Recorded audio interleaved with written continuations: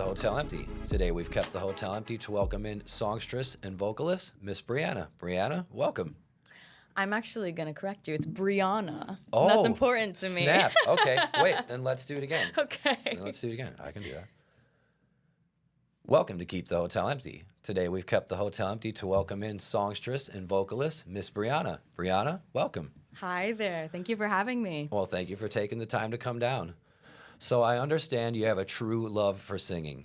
I want to know, take me back to where that comes into your life. Who'd you see sing first? When did you let that first note out? How does the seed get planted? I believe I was like born singing, as cheesy as that might sound. I can't remember a time where I wasn't singing. And we grew up in a family so my grandmother was a dancer and loved musical theater, so I watched a lot of theater with her. Kind of grew into like a love of theater because of the music, but also because of like this inherent storytelling that comes with musical theater. We had a beautiful like Steinway grand piano, baby grand, Nice. that I would just sit at and play all the time. Even as a baby, was just so curious about the piano, so curious about music, about dancing, and grew up listening to a lot of music. Like my mom would blast Joss Stone in the car and we'd dance and like laugh and sing. We'd listen to musical soundtracks. But I think I was just born someone who has songs inside them. So a lot of the time I would just be sitting at the piano and like humming and singing to myself. And my grandma would always be like, what song is that? What are you singing right now? And I'd be like, I don't know. It's just in my head. It's just something that's inside me that I need to release. So I've just been writing songs from such a young age and used it to, really express myself and, express my emotions. How old do you think you were when you first started plunking away and your grandma asked, what's that? Probably, early age. We're talking like 4, 5, 6, sitting, probably babbling around 4, probably doing some little hum, just, but really sitting at the piano 6 or 7 or 8, and like didn't really ever get formal lessons till later, but just like I said, had such a fascination with music, such a fascination with, performance and melodies, and just had all these songs in my head. So. And you think that came, or you feel that came from exposure to musical theater? I do. My mom and my grandma love theater. They are, not like major theater heads, but like my mom loves the musical Chicago, and my grandma always showed us Seven Brides for Seven Brothers, and my grandma was a performer herself. My mom loves. Oh, very cool. My grandma was like the most amazing woman ever. She was a professional dancer and like toured all over. She was just incredible, and my mom loves to sing. My mom is very passionate about singing, very loud and very early. Okay, in the so morning. you have this in your blood for real. Definitely, and I found out that it really is in my blood much later in life. My grandparents passed last year, unfortunately, but sorry. Through all of that loss, I actually learned that my grandpa played violin, and my grandma's brother played the French horn, and like there is so much music in my family that I didn't even realize, and I'm just like very grateful that I can carry on that legacy. My grandmother's mother was actually an opera singer and we're Armenian, so on my mother's side, it's a very long line of powerful Armenian women. But Armenian women, I guess, in her day and age weren't allowed to like sing on stage. It just wasn't becoming of a woman to be seen like that. Right. And so the fact that I get to sing on stage 5 nights a week is like, the greatest gift I could give myself and my ancestors. It's like feels like such an honor to do. That's a very cool perspective to have. So when you start just plunking around making these melodies, what's the road like between there and when you decide to start taking formal lessons and dive into this in a different way? Yeah. I will say that I, as a child, experienced a lot of things that prevented consistency in my life. So though I had so much passion and desire to learn these things, it was hard for my parents to really consistently like take me to piano lessons and singing lessons. It's demanding. It's demanding. And my parents that have had their own struggles, and my mom is very forthcoming with her story and her testimony. My mom was addicted to opiates when we were growing up, and it was just very difficult. You know, you get to a point where you're kind of raising yourself. Right. But I found so much opportunity in the like classes I had in school. I'm very grateful that for the high school I went to, middle school I went to, that I was able to fully participate in the theater program, the choir program, and it was really through like being in choir at school that I was Right. like, I think this is like a real thing for me. Like this is all I want to do. All I want to do is sing, and all I want to do is sing to people and for people. And it grew to be something that helped me process all these really, really big things. And when I was 10, actually, I was diagnosed with juvenile rheumatoid arthritis.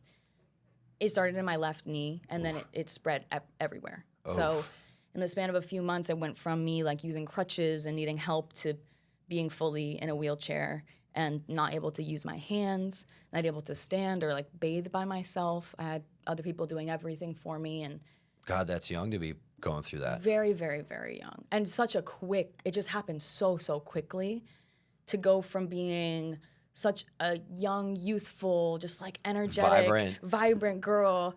And then, you know, I wasn't gonna let anything get me down, but when you're in a wheelchair and then on the medications that I was on, so I was on something called methotrexate, which is like, it's a form of chemotherapy. Yeah. And it's devastating to your body. And it was just really, really hard. But I just never wanted to stop pursuing music. Like there's pictures of me in my like red hot wheelchair at karaoke being like, I'm singing tonight, you guys. That's awesome. On like the choir stage, like at school. And it was difficult, all these changes, growing up the way I did. And at times it can get really discouraging, Right. you know, because I wasn't ever formally trained in all of these things. I just had a burning passion and a need to survive, a need to cope with my life. And I've always said that I'm the luckiest person. I'm so blessed that I'm able to sing, and that singing is my calling and my purpose because it's an extension of my physical body.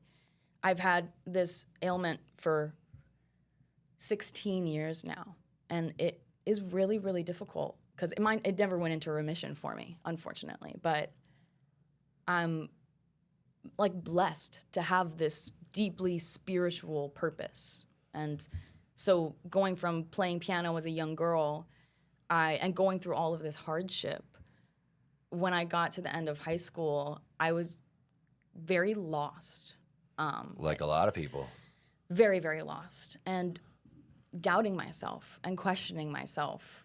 I experienced a lot of like, you know, narcissistic abuse in high school as well that made me lose my identity. Like I don't know if you've ever experienced anything like that. Not personally, but people close to me. You can relate in that way, but it makes you question everything about yourself. It makes you wonder if you're right in any aspect of your life, if you even know what you like or what you want to do. And I was questioning if I was really able to be a singer.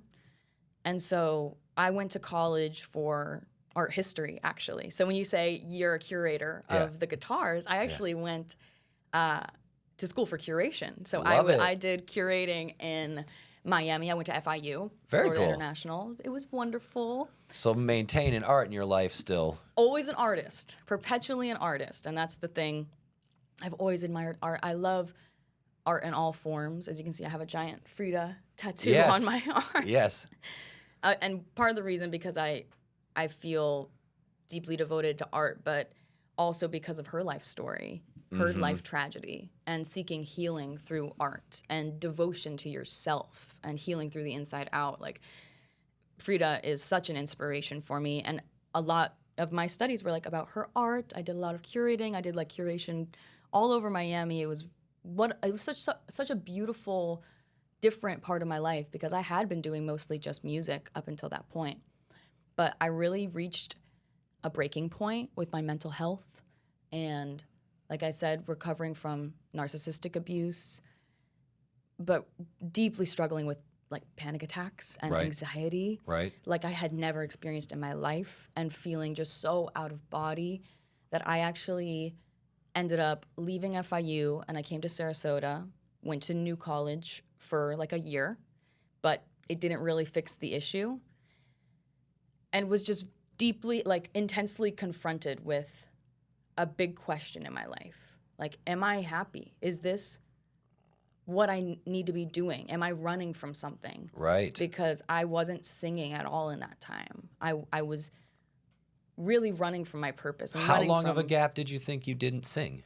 I think for like 2 years. Like those 2 years, the first year of college, the second year of college, I was just very lost and very in denial of my purpose and like very deeply socially anxious. And so I was like, how am I going to be in front of crowds if I am struggling to be in public and go to class right now? It was like such a mental health crisis, and experienced depression in ways that like I hadn't really before in my life. And it sent me home to my parents. I said, guys, I need a break. I need some time. And I actually, in that crisis, decided to drop out of college, which my parents supported me in because I felt like I had to do something big in my life. That's not the answer for everybody. But for me, I decided to drop out. And within a month, I was gigging full-time as a singer. I started going to open mics and jams. And within like a month, 2 months, I was like gigging almost every night, doing what I loved doing and what I felt like I needed to be doing.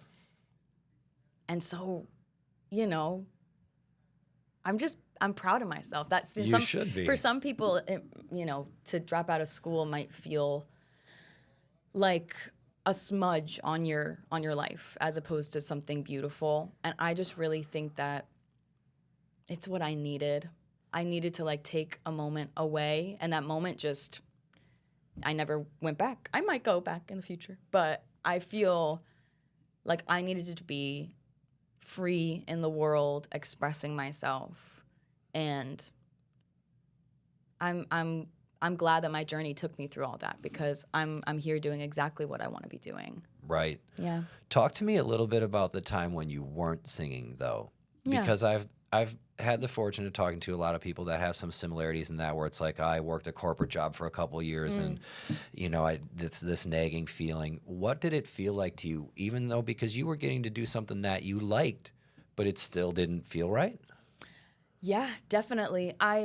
That's a great question, because I cherish those years in my life in a strange way. I really do. I was lucky enough to like curate for Art Basel in Miami, like huge art festivals and things, and learned so much, worked one-on-one with artists, and it was deeply fulfilling because, like I said, I think I'm just an artist true and true. I just love art. I love the history of art. I love learning about other artists.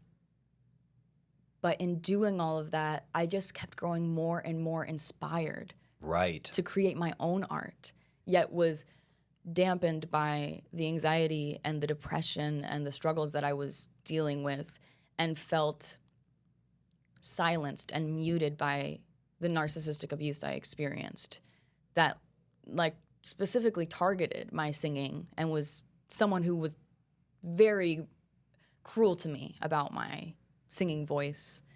And so I think when you experience trauma like that, you grow to be your own abuser in that way.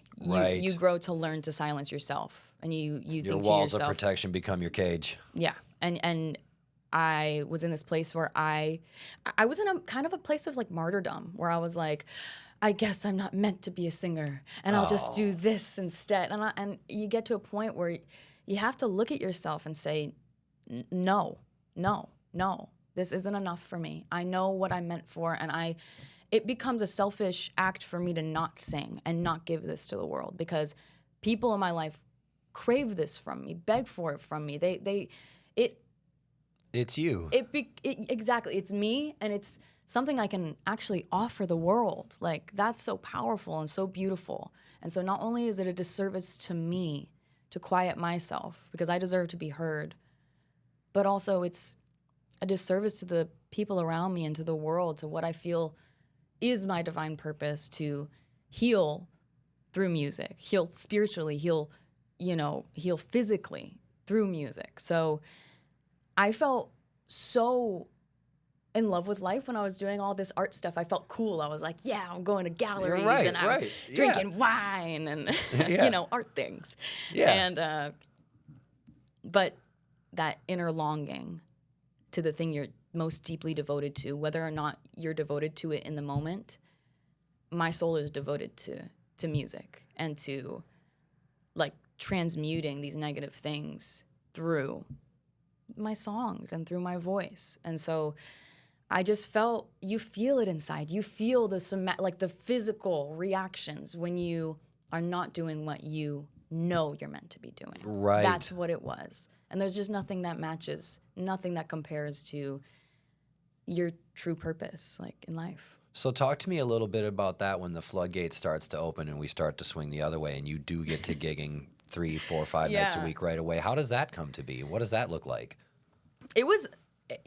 Change is scary, and getting what you want is scary sometimes. Yeah, for real. Very scary sometimes, because I dreamt of all of this for so long, and then getting it, it wasn't like as soon as I got what I wanted, everything else in my life was all perfect all of a sudden. Yeah, right? exactly. I was still very depressed, very socially anxious, very unsure of myself, and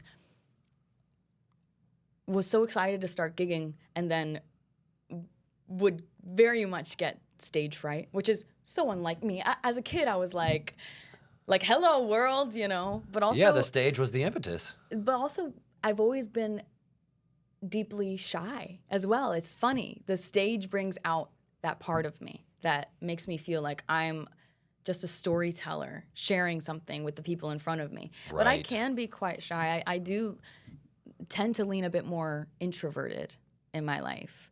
But so starting all these gigs, it was like everything I wanted all at once. And it was a little bit overwhelming. And I struggled. Like I would, you know, sometimes I'd be doing like gigs at like the Gator Club and have to leave in the middle of a set to go to the bathroom for a second because I'm having a little bit of a panic attack and I need to like bring myself back. So I'm like, the guys are doing instrumentals up there because I need to take a break.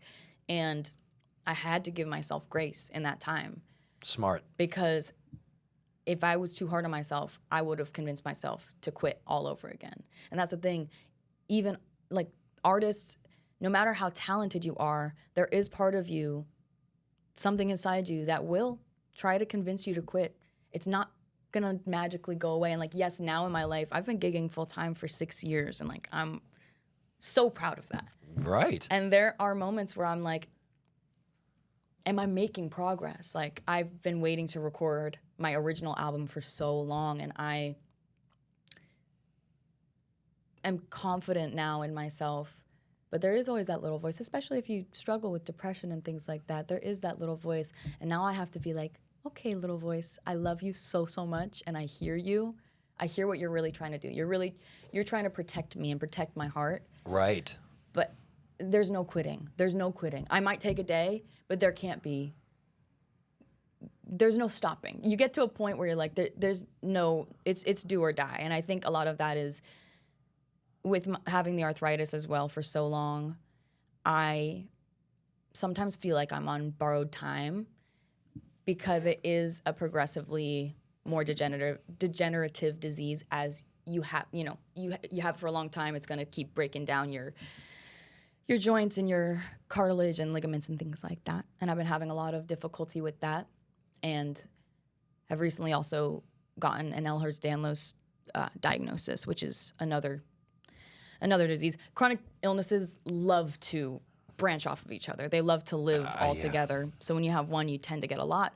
But it's a very sobering thing to face your mortality like that, and to face feeling so young internally and facing the fact that my body has aged so much more than my soul has in these 16 years that I've had this disease. There's such a fire under me to do this thing. Like quitting isn't an option at all for me. Yeah, okay, so this reminds me of the adage, if you want to take the island, you got to burn the boats. You gotta burn the boats. Yes. So do you? I like that. Can you remember a time when you thought to yourself, the boats have been burned? Dropping out of college, the boats have been burned. Like, that was a big choice for me, where I was like, through high school, was set on being like a true academic. Like, I wanted to get my doctorate. I wanted to do the thing because that's what I was kind of, people around me, because of how well I did in high school, were like, this is what you need to do because of all of this. So because that option was right there, that's kind of what led me to be like, you know, there was a doubt in myself, but there was also like, well, I could also, like, I'm really good at math. I'm really good at all these other things. I could go do this thing and just be very successful and take my paycheck and do the thing and be happy and whatever. Tempting, very tempting, and very stable and very certain. So I really do feel that me dropping out of college was me being like, no, girl, this is not an option for you anymore. You have something real to do. And I honestly think that's one of the biggest, craziest decisions I've ever made in my life, but one of my proudest decisions I've ever made in my life. Something that I think was a showing of true devotion to my craft and true devotion to myself in a strange way, you know? And I think other people going to college and finishing college is an act of devotion for them. Oh, so, for sure. Everybody's journey is different, but I do think that was a big burning the boats moment. And just going all in when I did. Like, I had the opportunity to be a part of a band that was gigging all the time. And I said, okay, I've never done this before. I'm going in, and I'm going all the way in. And I was scared out of my mind for so much of it, for probably the first 2-3 years, still getting my footing and growing as a singer, and was fortunate enough to sing with other incredible singers. One of my greatest friends, Taylor Opie, is an incredible singer in town. She was a huge mentor for me, who helped me open up my voice and just expand everything I knew about singing. And awesome. Also just encouraged me as a woman to like use my voice and truly like be confident and stand my ground and respect myself. And I'm grateful for people like that. And she just really was like, you can do this for real. Like, you got this, and you can't run away from this. It's important to have people in your life to support your art and to support you. Because like I said, those absolutely doubts don't go away. Even, you know, and I'm saying when I win a Grammy and when I, you know, am on the award shows and when I'm doing the whole thing, the doubts will still be there. And it's about the people in your corner telling you to never give up and telling you how valuable it is that you're doing what you're doing. Because I know my life is so rich because of the people in it, so rich because of their art and what they have to offer. I think, you know, if I think you're so incredible and so amazing and that your purpose has impacted me, it is silly to think that you as an individual don't have that same impact, right, as you see in others. Amen. I always say it's my ego that tells me, that blows up my mind about what I can do in sometimes harmful ways, but it's also will convince you that you can't do things. And that's why ego has to take the back seat, because it will talk you out of things too, just as much as it'll talk you into things. To protect itself. To protect itself, absolutely. So I'm just in a place of like really trusting. I'm so proud of the people I have around me, really trusting my community and learning to deeply trust my gut and my intuition, and that this is all interconnected. It's not just my individual desires that I'm fighting for here. I'm here to like build something to serve my friends and my community and to like help us all grow and flourish and use what we're here to do to really create something big. And Sarasota is a beautiful place to do it. It's like, it sure is. We're making a lot of incredible things happen here. Well, it sounds like you've made an incredible amount of courage happen. And they say that courage is not necessarily not being afraid. It's being afraid and doing it anyways. Yes.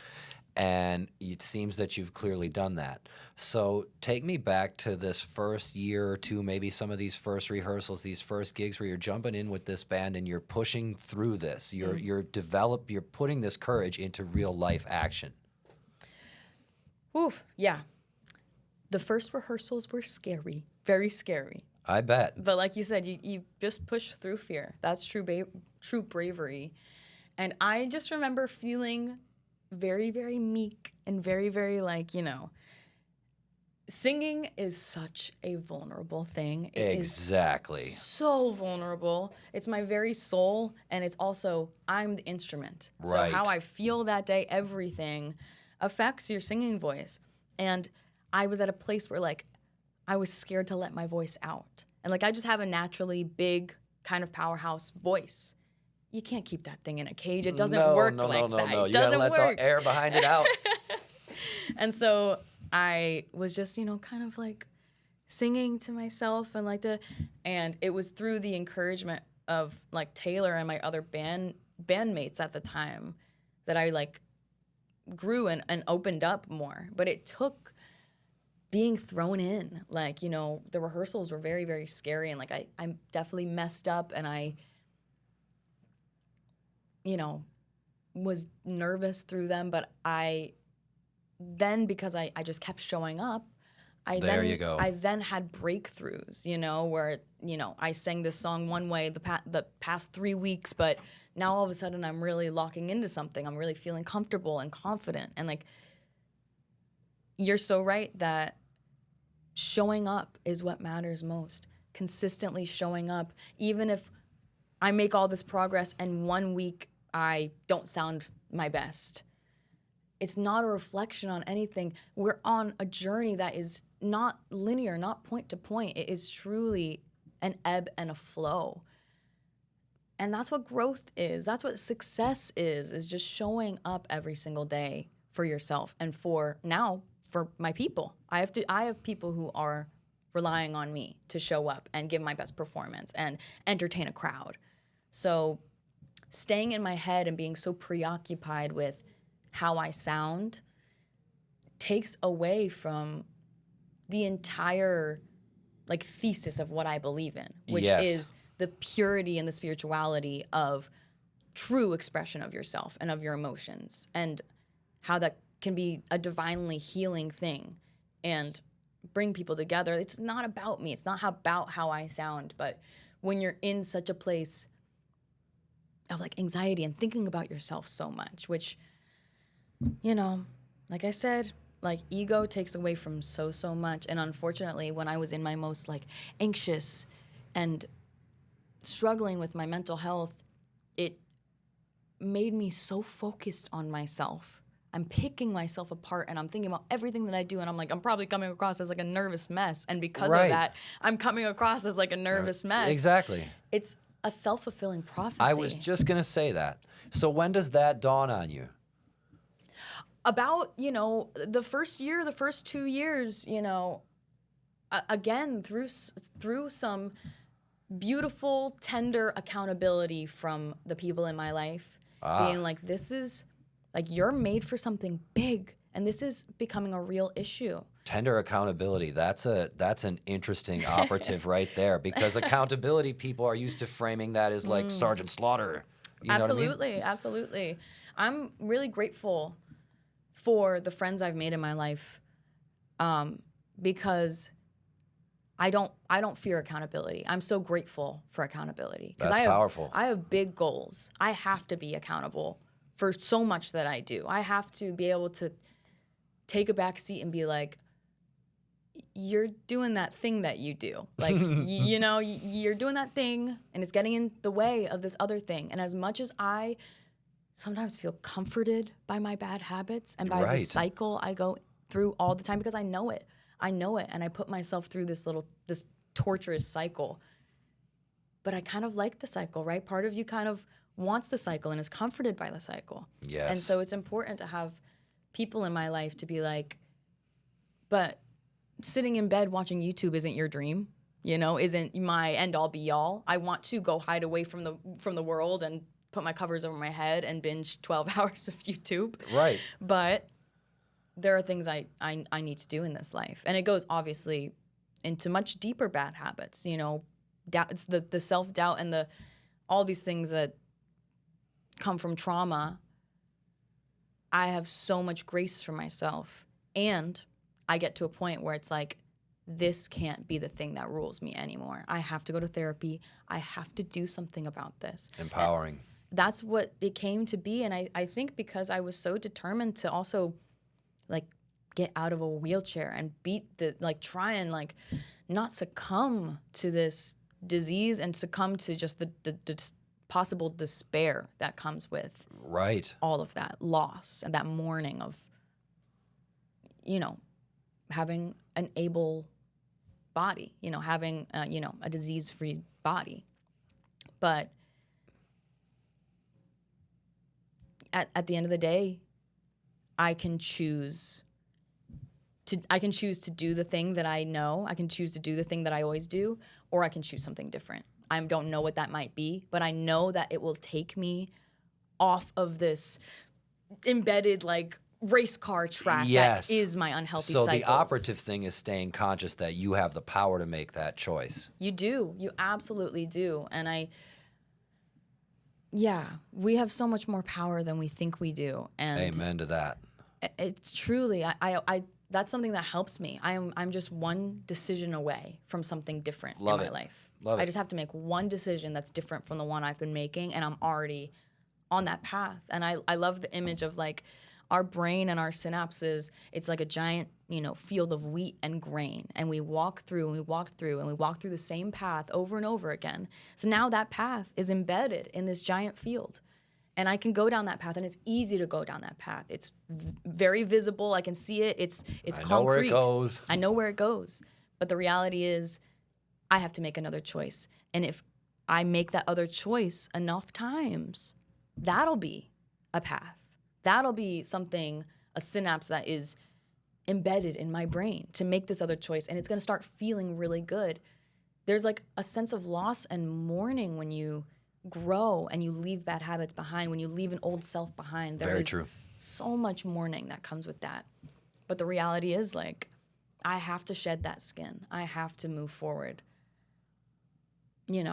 I'm content with my life, but I crave something deeper, So yeah. It's good to be in touch with that. Absolutely. So you bring up a good point as a creative, and I'm curious how this is for you, and clearly someone who can spin many plates and is not afraid to spin many plates. You mentioned sitting in bed and watching YouTube for 12 hours.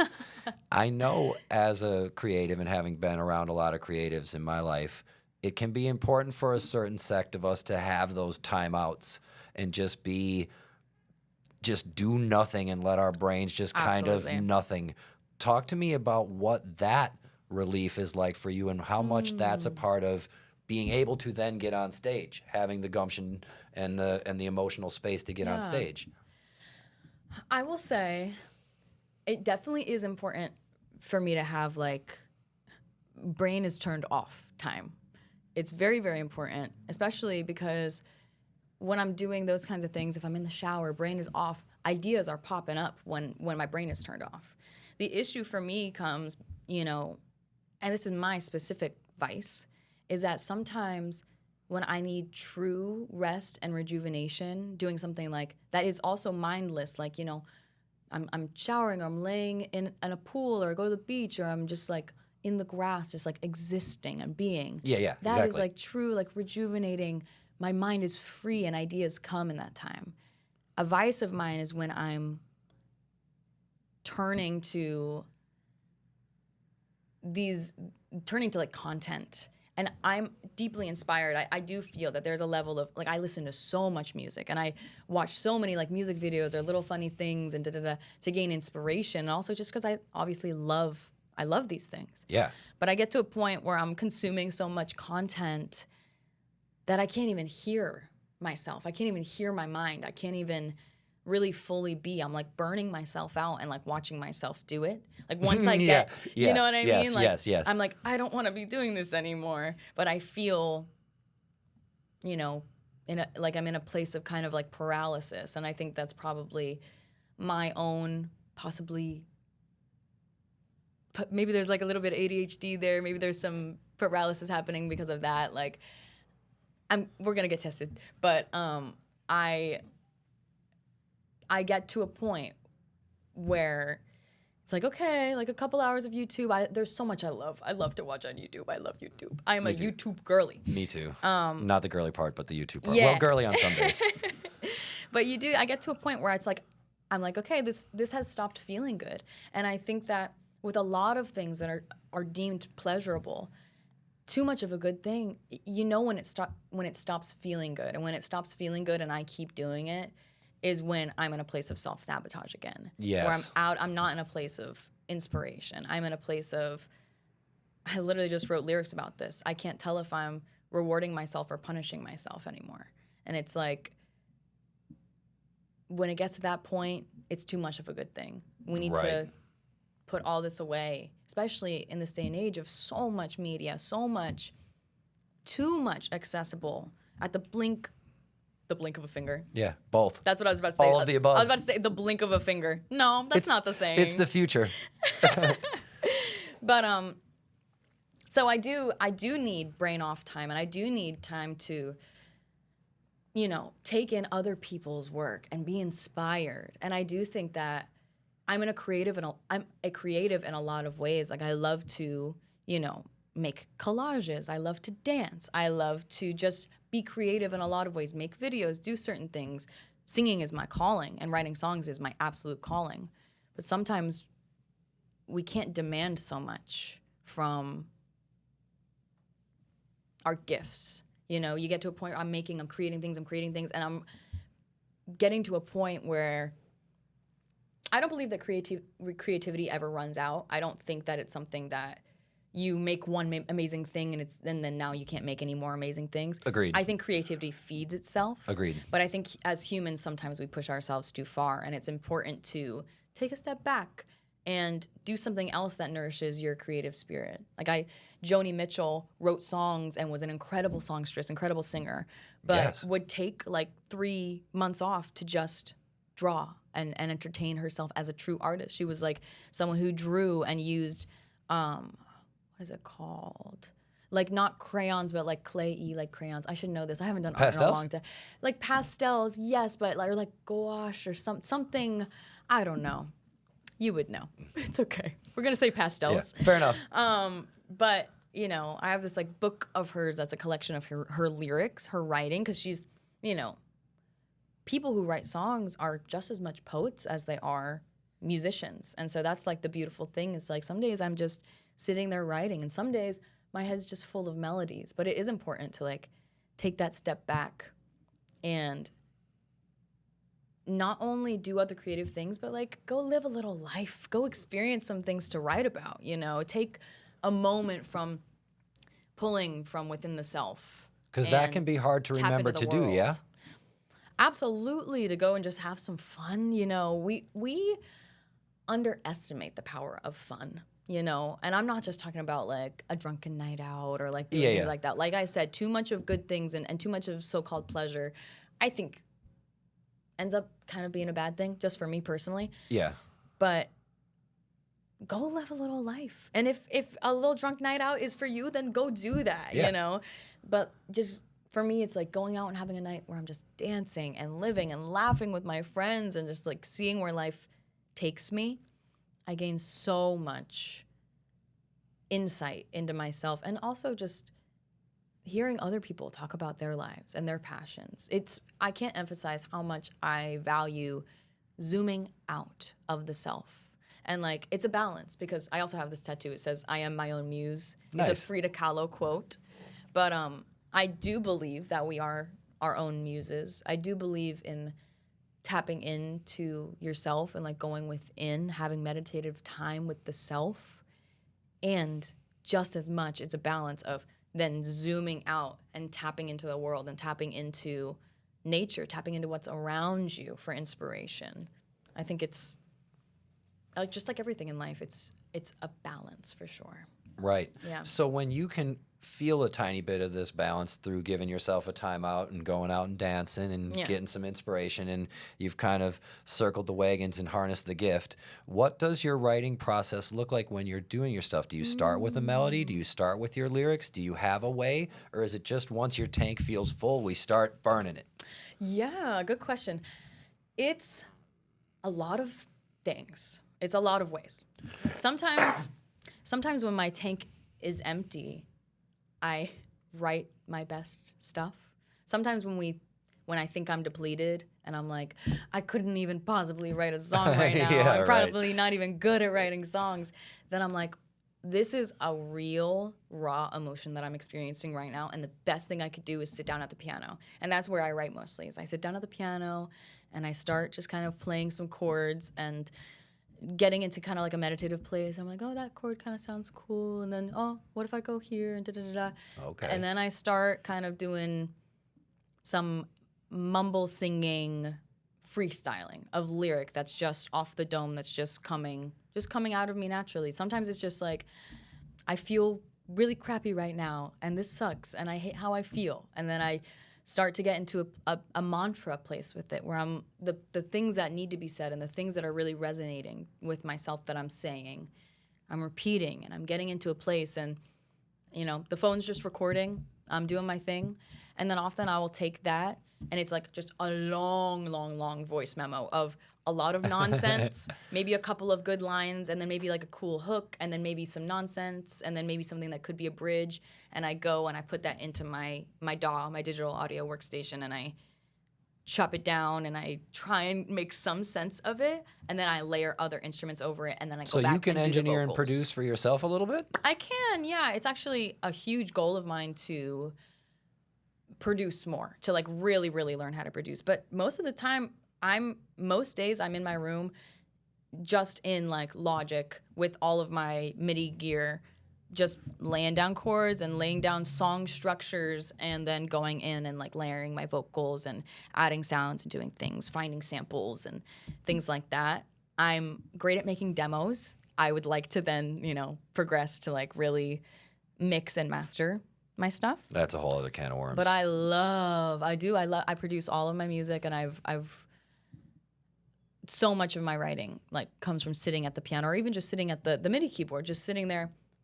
Or I'm like going the opposite way, where I'm starting with just stacked vocals, and then I will go in and try and like fiddle with bass, because I love the idea that like I'll do like I'll map out the chord structure with my voice just as like stacked vocals, like a choir. Okay. And then go through and try and reharmonize it with different bass notes and see how like those things sound. And then all of a sudden I'm like, you're talking avoiding the root purposefully? Yeah, avoiding the root purposefully. Okay. And then sometimes I'm going the root, and then sometimes I'm like, oh, now this is a cool suspended chord, and then da-da-da-da.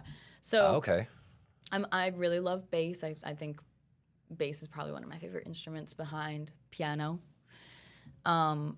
But it all comes, the biggest thing is just not ignoring inspiration, because sometimes I'll get like a, oh my gosh, moment, and I have to like just go to my phone and do the imperfect thing. And I'm singing into my phone melodies a lot of time. And then later when I get home from whatever I'm doing, I put that into the DAW, and I'm like, okay, I have to put chords around this and make some sounds. And so, yeah.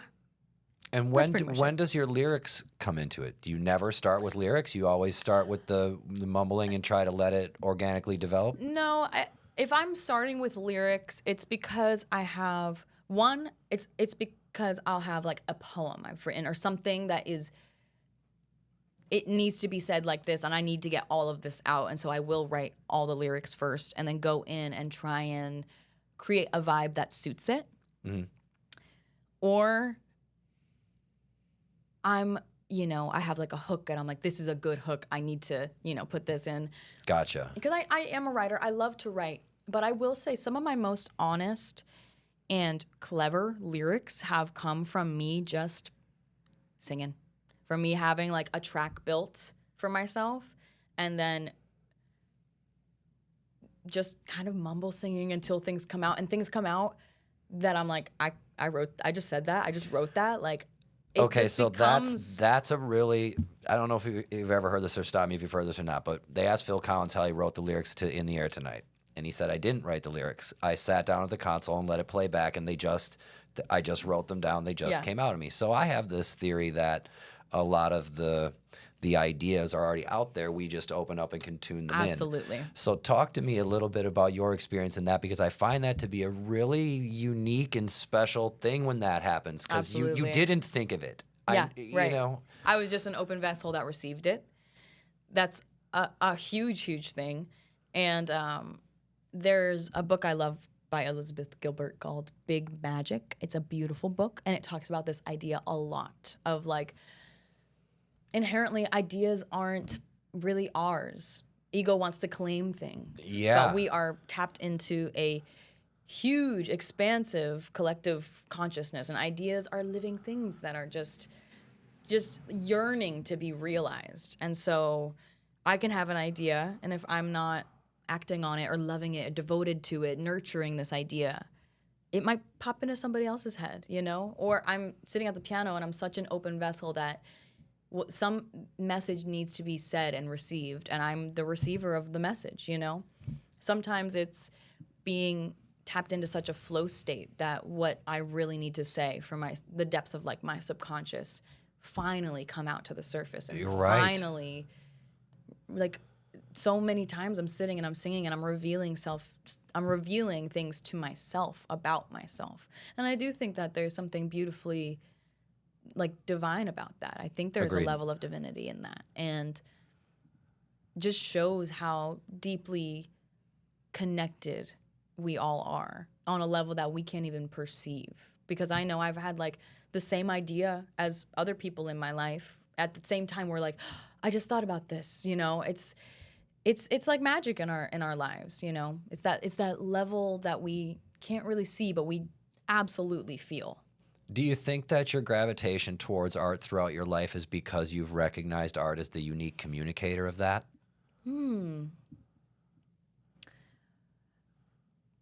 Possibly. That's a beautiful way to say that. I think that art is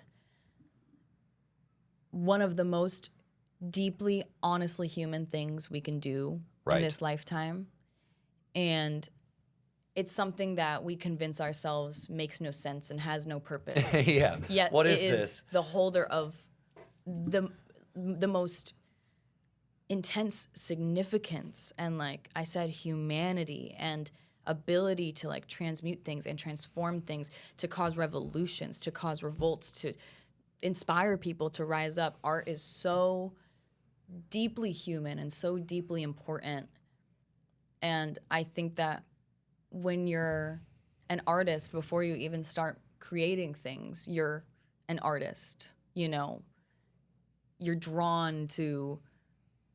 I love what when you were showing me around the studio, you were talking about how humans are inherently like curious people. We are deeply curious people. We are deeply emotional people, deeply curious people, deeply, you know, feeling beings. And so I think art is the only thing that can hold all of these huge, huge things. And when we don't turn to art, we turn to other things, because art, you know, we can't make sense of ourselves as humans in a lot of ways. Right. So that results in art and a lot of beautiful things, but it also results in like a lot of violence and a lot of mess in our world as well. And so if art can heal us, I'm turning towards art, you know. That's what's calling me, you know. Right. So now that you've been able to be on that path a little bit, you've had some years past the feeling awkward and everything being kind of scary, and courage is something you can work easy now. What does the immediate future look like? What do you want to roll this into? More gigs and more solo work, or what's the immediate future look like? I am recording an album. That is... Let it be declared. Let it be declared. It is necessary. I've had a lot of songs that I've been sitting on, and you know, probably enough for 2 projects worth already. And I have really been standing in my own way in a lot of ways, and overthinking so much. But it is my greatest desire to just... have something recorded, something I can give to my family that they can listen to. Like, I want my mom to be able to go on Spotify and click my song and listen to it whenever she wants to. And I crave something that will outlive me. I just want to build something beautiful, even beyond success or touring or getting streams. Like, it really isn't the goal for me. And this is a big moment I just had really recently that, like, I just have so much to say. And it's just my greatest wish that I could inspire somebody who's gone through what I've gone through. That's the circle of art. Yeah. To empower somebody or to give somebody the strength that they need to leave abuse, to persevere through physical illness, and to find your voice when you feel like you've completely lost it. Like, I just want to be that for somebody. I just need these songs to be heard because I just know that music has saved me in my life. Love that. It's just truly, like, there's just nothing like it. And that's just my greatest wish, that I can just share my music. Like I said, it's what I have to offer the world. And I just know that it's just my greatest everything in my whole entire life. It's just the most precious thing to me, to not only be able to sing and write the songs, but to be moved by it by myself. Exactly. To be impacted by it myself, and then to see that effect ripple, Yeah, and to have identified that in your life is a very powerful thing unto itself. Absolutely. And I consider myself just as much an activist as I am a musician and a songstress in a lot of ways. I feel deeply that the music needs to make an impact for good in this world. It can't just be about me. It can't. It won't survive if it's just about me. It won't fulfill me if it's just about me.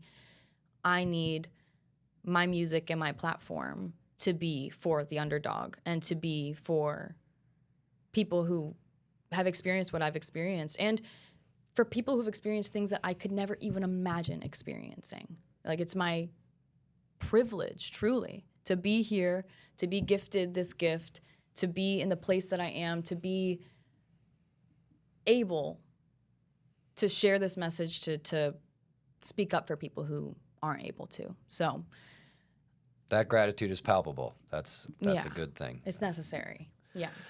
Well, that's huge, and there's so much of that could be unpacked for another couple hours or two, and I really appreciate you sharing that, because I do believe a lot of those things as well, and the significance of them is important to all of us, individually and collectively. But let's get you out of here on something fun. Okay. If you could deliver your message, where is the ideal venue or maybe the ideal lineup you'd like to be on that you'd feel like this is where I'm doing my thing?